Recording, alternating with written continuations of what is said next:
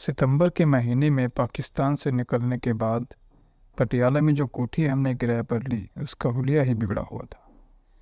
तो गृहिणी की रसोई की तरह या किसी कबाड़ी की दुकान की तरह ऐसे लग रहा था जैसे मिट्टी से लथपथ इस बदकिस्मत कोठी की ओर किसी ने महीनों से आंख उठाकर भी न देखा हो। जिस एजेंट ने हमें किराए पर मकान दिलवाया था उससे पता चला कि जिस वजीर की यह कोठी है वह बड़ा वजीर बन गया है और उसे पटियाला में सरकारी कोठी मिल गई है। वह उसी में रहता है। उसे वहाँ गए 2-3 महीने हो गए हैं। कोठी का कब्जा लेने के बाद सबसे ज़रूरी था उसकी सफाई करवाना और कमरों को धुलवाना।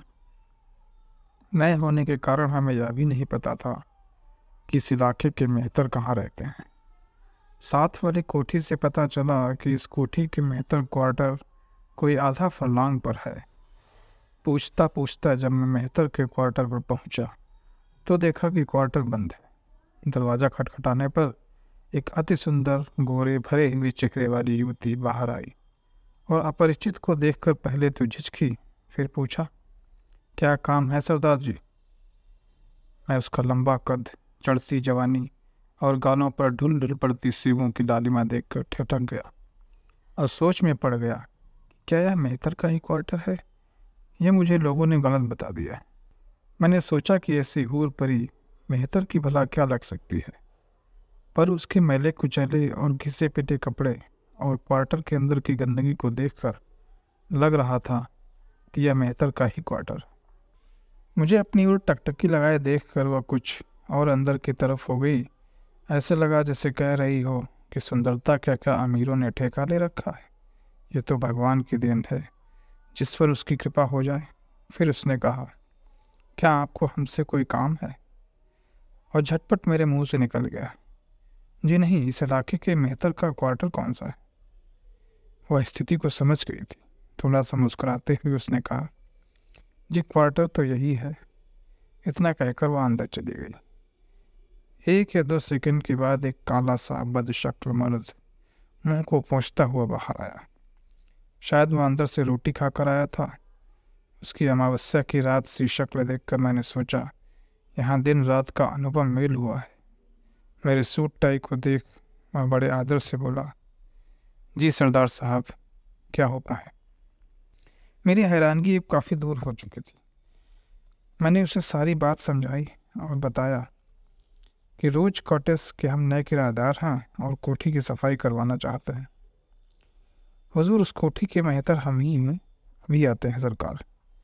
उसके हाथ जोड़ने और कहने के लहजे से ऐसा लग रहा था जैसे कि वह कह रहा हो, वजीर साहब की कोठी खाली कर जाने के बाद हमें बहुत नुकसान हुआ है। भगवान का लाख लाख धन्यवाद कि यह कोठी फिर आबाद हुई। और मैं यह सोचता हुआ कोठी की तरफ चल पड़ा कि इस काले मेहतर की वह गोरी क्या लगती होगी। शायद उसकी औरत या दूर या पास की कोई बहन या भांजी हो। पर क्या भंगियों के अंदर, भंगियों के घर में भी ऐसी परियां जन्म ले सकती हैं? इसे तो किसी अमीर के घर जन्म लेकर किसी अमीर लड़की की रानी बनना चाहिए था। यदि यह किसी अमीर की लड़की होती और मैं इसे देख लेता तो मैं इस हीरे को हर कीमत पर खरीद लेता। पर अब तो मुझे सब पता चल गया था। कुछ समय बाद ही मेहतर और वह युवती 2 झाड़ू उठाए कोठी के अंदर गए और गंदगी उठाने में लग गए। युवती ने झाड़ू लगाने से पहले अपनी चुनरी से नाक को ढक लिया, शायद इसलिए कि धूल उड़ कर उसके मक्खन जैसे अंतर्मन को मैला न कर दे। 2-2 मिनट के बाद वह अपने पैरों और कपड़ों को झाड़ती। ऐसे लग रहा था जैसे कि वह अपने सुंदर शरीर का बहुत ख्याल रखती है। गंदगी बुहारने के इस काम के बावजूद वह अपने शरीर को गंदगी नहीं लगने देना चाहती। उसकी शारीरिक हरकतों से ऐसे भी लग रहा था जैसे कि इस काम से वह नफरत करती हो, पर पेट की खातिर उसे सब कुछ करना पड़ रहा हो। शायद वह इस कटु सत्य को जानती थी कि इस दुनिया में अपनी मर्जी का कुछ नसीब वालों को ही मिलता है। दूसरे दिन मर्द मेहतर की जगह उसके साथ एक 10 साल की बदसूरत लड़की आई, जिसने कंधे पर मैले से भरी बाल्टी और हाथ में एक छोटा सा झाड़ू उठाया हुआ था। दूर से वे ऐसे लग रही थीं जैसे कोई अति सुंदर रानी आगे आगे चल रही हो और उसके पीछे पीछे कोई नजर बट्टू नौकरानी जा रही हो। जिससे कि उसके चाँद से मुखड़े को नज़र न लग जाए। जब मुझे उनकी बातों से मालूम पड़ा कि उस यौवन से भरपूर लड़की का नाम मखनी है, तो मैं सोच में पड़ गया। उसके पिता ने शायद उसके मक्खन से कोमल गोरे शरीर को देखकर ही उसका नाम मखनी रखा होगा। फिर मन में ही सुंदरता की परख करने वाले और कदरदान उसके पिता को दाद दिए बिना न रह सका। सुंदरता व गुणों के अनुरूप नाम रखना भी तो किसी किसी को ही आता है। बहुत से लोग तो किसी के सुंदर नाम को सुनकर ही उसे प्यार करने लगते हैं। जब मेरी पत्नी ने धरती पर उतरे उस चांद के टुकड़े को आंगन में झाड़ू लगाते हुए देखा, तो सहसा उसके मुंह से निकल गया, हे परमात्मा, तुम कितने बेअंत हो। हाथ लगाने से मैली हो जाने वाली सुंदरी को ऐसे गंदे काम करने पड़ रहे हैं। मेरी तरह सुंदरता की कद्र करने वाली मेरी पत्नी को मखनी धीरे धीरे अच्छी लगने देखकर मैं प्रसन्न हुआ, ये सोचते हुए कि एक और हमदर्द से मैं मखनी के बारे में बात कर सकूंगा। कुछ दिनों में ही मेरी पत्नी ने अपने कई पुराने सूट मखनी को दे दिए और मुझे बताया कि मखनी के माँ बाप मर चुके हैं और ये दोनों लड़कियां उस मर्द मेहतर की बहनें हैं। मखनी की भाभी को बच्चा होने वाला था, इसलिए वह खुद काम पर नहीं आ सकती थी। मखनी का भाई उसके जवान और सुंदर होने के कारण दूर के मोहल्ले में खुद जाता था और मखनी तथा छोटी बहन के साथ की कोठियों में काम करने के लिए भेजता था। उसके भाई की बातों को सुनकर मैं यह सोचे बिना न रह सका कि इस दुनिया में बहुत सुंदर और कीमती वस्तुओं का मालिक होना भी आदमी के लिए कई बार जान का खतरा बन जाती। हम इस कोठी में आए अभी 20-25 दिन ही हुए थे कि एक रात सारे पटियाले में हल्ला मच गया। कोई इधर भाग रहा था तो कोई उधर भाग रहा था। मिनटों सेकंडों में गोलियां चलने लगीं। पास के थाने से पता चला कि पाकिस्तान से आई एक गाड़ी में मुर्दा और जख्मी शरणार्थियों को देखकर सिखों और सिंधी हिंदुओं के जोश का प्याला छड़क पड़ा है और उन्होंने नारदाना चौक के लीग के दफ्तर और मुसलमानों के मोहल्लों पर हल्ला बोल दिया है। मुसलमान हिंदू सिखों का डटकर मुकाबला कर रहे हैं। सारी रात ठाएं ठाएं की आवाज़ आती रही। सुबह का प्रकाश होते ही लोगों ने देखा कि सभी तरफ फौजी सिपाही गश्त लगा रहे थे। सारे शहर में कर्फ्यू लगा दिया था। अब रोज ही सुना जाता कि उस कोने में लड़ाई हो रही है, उस मोहल्ले के मुसलमानों को लूटा जा रहा है। क्या शरणार्थियों और क्या स्थानीय निवासी सभी उधर उधर ऐसे घूम रहे थे जैसे उन्हें पाकिस्तान के मुसलमानों द्वारा हिंदू सिखों पर किए गए अत्याचारों का बदला या यहाँ के बेकसूर मुसलमानों से लेने का दृढ़ निश्चय कर लिया हो। उनका कसूर यही था कि यहाँ के मुसलमान पाकिस्तानी मुसलमानों के मजहब में विश्वास रखते हैं। कसूर किसी का और बदला किसी से। यह इंसाफ था उन हिंदू सिखों का जो धर्म के जोश में इधर उधर भाग रहे थे। उनकी हरकतों से ऐसा लग रहा था जैसे इंसानियत पंख लगाकर उड़ गई हो। यह सारी गड़बड़ी कुछ कुंडे ही कर रहे थे, क्या यहाँ और क्या वहाँ। शरीफ आदमी तो दोनों जगह ही जान माल और इज्जत की चिंता में था। मखनी उसके भाई को खतरा तो नहीं था क्योंकि वे हिंदू थे, फिर भी उन सभी ने अपने दाएं हाथों में लोहे के कड़े डाल दिए थे जिससे कहीं फंस जाने की अवस्था में वे इस निशानी से वहशी खो चुके हिंदू सिखों को बता सकें कि वे हिंदू हैं, मुसलमान नहीं। विशेष रूप से मखनी को इस खूंखार वायुमंडल से बहुत डर लगने लगा था।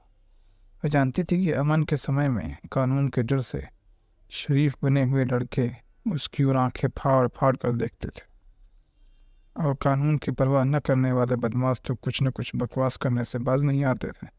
और अब तो कानून की किताबों को अलमारी में बंद करके ताले लगा दिए गए थे। मखनी अब अंधेरे में कभी घर से बाहर नहीं निकलती थी। सड़क की दूसरी ओर हमारी कोठी के सामने एक मस्जिद थी जिसे उस ओर के मोहल्लों के बीच बचे खुचे मुसलमानों के लिए सरकार ने कैंप का रूप दे दिया था। वहाँ रात दिन चीख चिल्लाहट मची रहती। किसी से उसका प्यारा पति छीन लिया गया था, किसी के नौजवान कुंवारी लड़की का कुछ पता नहीं चल रहा था और किसी बदकिस्मत माँ का इकलौता बेटा नेजों से छलनी कर दिया गया था। कई जख्मी निढाल पड़े थे। किसी की दाएं बाँह काट दी गई थी जिससे सारी उम्र वह कुछ न कर सके। किसी के पैर काट कर उसे चलने से लाचार कर दिया गया था और किसी के दोनों हाथ काट दिए गए थे जिससे वह कुछ खाने पीने के लिए दूसरों की मददें करता रहे। उनकी सुरक्षा के लिए सरकार ने कुछ फौजी सिपाहियों की यहाँ ड्यूटी लगा दी थी। उन्होंने मस्जिद के बाहर अपना एक बड़ा सा तंबू गाड़ लिया था। उनकी इस दुर्दशा को देखकर मेरी माताजी को उन पर बहुत दया आई, जबकि हमारे साथ भी ऐसा ही जुल्म हुआ था। माताजी ने नौकर से कहकर रात को बहुत सा खाना बनवाया और नौकर को खुदा के बदनसीब लोगों में रोटी बांट आने के लिए कहा। रोटियों का टोकरा देखकर सभी का मन हुआ कि चीलों की तरह झपट्टा मारें, पर एक दो समझदारों के मना करने पर भूख से व्याकुल होने के बावजूद किसी ने रोटी स्वीकार नहीं की। मनुष्य को मनुष्य पर विश्वास नहीं रहा था। नौकर सारी बात भाप गया। उन्हें यह डर था कि रोटियों में कहीं जहर न हो, जैसा कि उन दोनों खाने पीने की चीज़ों में आमतौर पर डाल दिया जाता था। नौकर ने झट रोटी का एक टुकड़ा तोड़कर मुंह में डाल लिया। जैसे ही उन्हें रोटियों के ठीक होने का विश्वास हो गया, वे गुड़ पर आई मक्खियों की तरह रोटियों पर झपट पड़े। इससे जोर से हल्ला मच गया। नौकर ने अभी थोड़ी सी रोटियां बांटी थी कि एक सिपाही ने उसे दबोच लिया। हातमताई के बेटे, कौन है तुम? उस सिपाही नौकर को पकड़कर हमारी कोठी में ले आया। माताजी को देखते ही वह सिपाही किसी कौमी शान में बोला, इसी मजहब के लोगों ने आपको बुरी तरह से पाकिस्तान से निकाला और आज आप उन्हीं लोगों पर दया दिखाकर रोटियां बांट रही। आपको कुछ तो सोचना चाहिए। हम आप लोगों का ही बदला ले रहे हैं, नहीं तो इन्होंने हमारा यहाँ क्या बिगाड़ा? उस सिपाही ने कौमी जोश में सारा भाषण एक ही सांस में दे दिया। यह ठीक है, पर बेचारों को भूखा मरना भी तो ठीक नहीं। फिर हमें भी तो किसी मुसलमान ने जान पर खेल कर बचाया था। माताजी ने वैसे ही दया दिखाते हैं, पर सिपाही पर कोई असर नहीं हुआ। वह नौकर को कोठी के अंदर धकेलता हुआ बोला, अबे चल जा अंदर, नहीं तो गर्दन मरोड़ दूंगा। यह कहकर नथने फुलाता अपने तंबू की तरफ चला गया। तंबू के पास जाकर उसने देखा उसके सभी साथी गप्पे हाँक रहे थे। नत्था सिंह कह रहा था, भाई भगवान करे ऐसी गड़बड़ सदा होती रहे। बहुत कुछ मिल गया है क्या? धर्मचंद ने जानने के विचार से उसकी तरफ देखते हुए पूछा। और क्या भैया, बहुत समय से इच्छा थी कि एक रेडियो लें, कुछ रिकॉर्ड सुनने की भी इच्छा थी, पर तनख्वाह से तो सारी रोटी भी नहीं चलती। हम तो आज सुबह ही घर से बंदूक का डर दिखाकर रेडियो उठा लाए हैं। नत्था सिंह ने बड़े गर्व से कहा, जैसे कि उसने कोई बहुत बड़ा पुण्य का काम किया। हाँ, ऐसे तो बहुत मौज हो रही है। तेरी भाभी रोज सूट करती रहती थी। मैं कल रात एक मुसलमान के घर में जा घुसा और ससुरा सूटों से मेरा ट्रंक ही उठा लाया। बक्सी सिंह ने मूछों को ताव देखते हुए कहा, हमें तो भैया सिलाई मशीन की बहुत कमी महसूस होती थी। वह हम एक घर से उठा लाए हैं। भगवान की कृपा से 6 बच्चे जो हुए। धर्मचंद ने बाकी साथियों के हाँ में रहते हुए कहा, नुकसान तो इन शरणार्थियों का हुआ है और फायदा हम गरीबों का। पर सुना नत्था सिंह, कोई रसीला माल भी मिला कि नहीं? बक्सी सिंह ने बातों को रोचक मोड़ देते हुए कहा, माल चखा तो बहुत है, पर यार अभी कोई ससुरी मतलब की मिली नहीं। आजकल औरतों की कोई कमी है, जिसे चाहो पकड़ लो। धर्मचंद ने इस तरह के हालात खुश होते हुए कहा। फिर नत्था सिंह ने दूर पहरे पर खड़े प्रहलाद सिंह की तरफ देखते हुए कहा, वो प्रहलाद सिंह, आजा इधर, इन ससुरों को कोई नहीं छेड़ता। नहीं यार, अभी एक शरणार्थी का नौकर इन मुसलमानों में रोटी बांटने आया था। पता नहीं ये शरणार्थी किसी मिट्टी के बने हैं, प्रहलाद सिंह ने कुछ पास आकर अपने साथियों से कहा। और नत्था सिंह ने मस्जिद के बाहर 1000 वाट के बल्ब की रोशनी में देखा एक अति सुंदर युवती अकेली जा रही है। उसे देखते ही उसकी लार टपकने लगी। उसने बक्सी सिंह को कचूटते हुए कहा, भाई बक्सी सिंह, कैसी माँ की युवती है? सच, या तो मलाई है मलाई।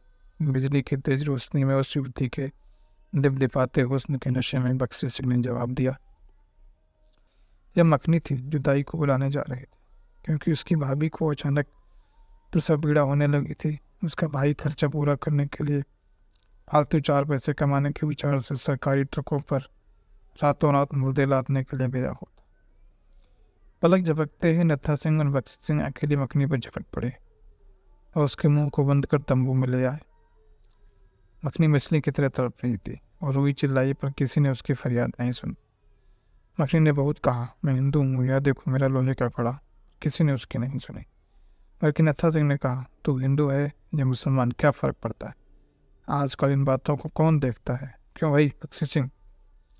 और क्या? बख्शी सिंह ने करीब आकर मखनी की हुस्न की प्रशंसा करते हुए कहा। मखनी ने खुद को किसी फाख्ता की तरह राक्षसों के हाथों में जकड़ा हुआ महसूस किया। धर्मचंद ने मखनी को दिन में झाड़ू देते हुए कई बार देखा था। उसने उसे पहचानते हुए कहा, ओ नत्था सिंह, यह तो मेहतर है, क्यों धर्म भ्रष्ट कर रहा है? ओए, तुझे क्या पता, हमारे गुरुओं ने जाति पाति का कोई भेद नहीं रखा है। उसकी दबी सिसकियों से बहुत देर तक वायुमंडल कांपता रहा। फिर पता नहीं किस समय सिसकियां बंद हो गईं।